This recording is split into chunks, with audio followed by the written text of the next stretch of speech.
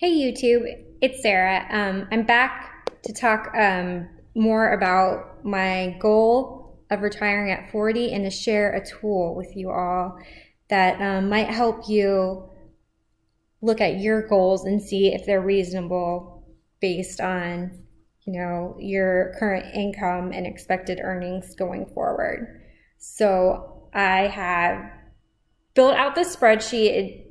Pretty simple, makes a lot of assumptions. It is linked in the down bar below, and I'm going to go over with it using some data as an example of how it works. So just to get into it, start with the first box right here, which is birth year.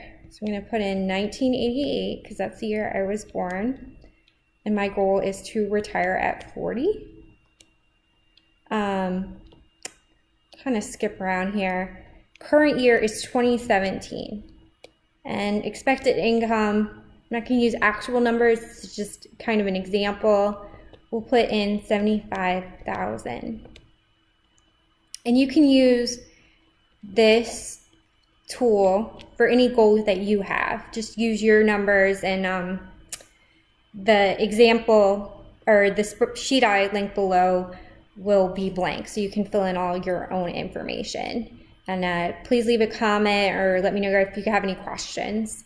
So monthly expenses, again, just as an example, we'll put in 6,000, and we'll say that any money we put away, we're going to invest. Say in a mutual fund, Vanguard, low fees, and we'll put that at 4%. Savings needed. So this would be any type of savings you want to meet. This particular spreadsheet assumes like years out. So you can, of course, edit it to meet whatever your goal is, if it's months out or something. My goal, of course, is 11 years out. So you can see that if I want to retire at 40, it would be in 2028.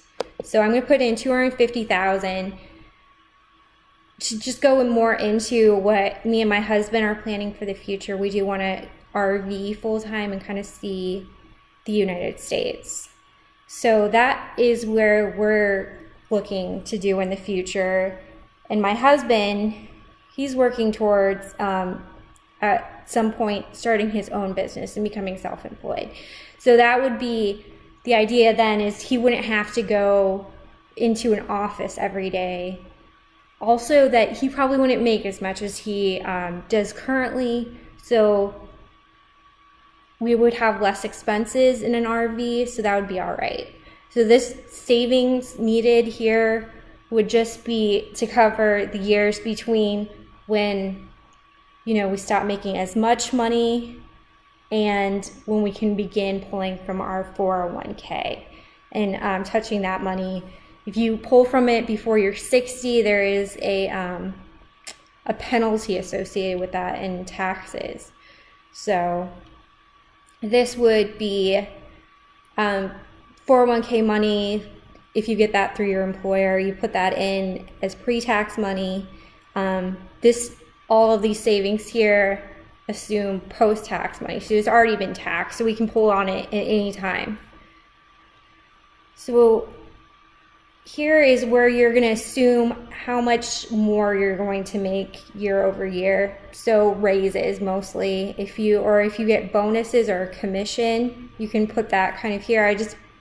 I set it up basically to assume a raise each year. So I'm going to put in 3%. I think it's pretty average to expect that you get a 3% raise each year. Sometimes it seems more, sometimes less.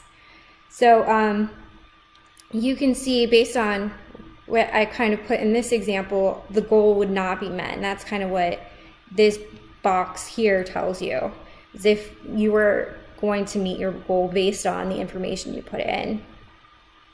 So in this case, I would look to see what about this I can change, right? I can push back the retirement, say get retired later, so at 42, if I was willing, or if we wanted to work longer, we could do that and then meet our goal in 2030.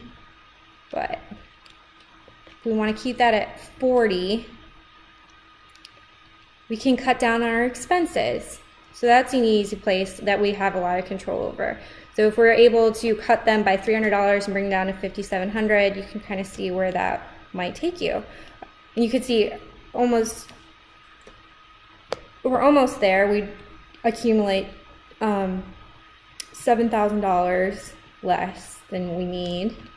So if we're able to cut them down by another 100, see, then you make it. And there's a second sheet here, and it kind of shows you graphically what's happening. So you have your goal at $250,000, how much you've saved over time, your income, your expenses, and how much you can save each year.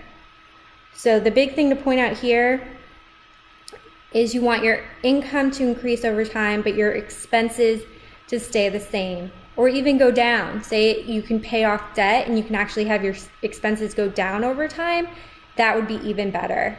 I kind of made it linear here because that would be our situation where we have some debt we can pay off, but it's not going to be a decrease in expenses over time. It might increase a little bit, but this is kind of a quick tool I wanted to put together for you guys today. So shows you when you have the intersection between the cumulative savings and your goal, that's when you've met your goal, right? So right there. So hopefully if this is helpful at all, you guys would let me know. I'd really appreciate it. Please comment, subscribe. I'd love to hear from you. And thanks a lot. Bye.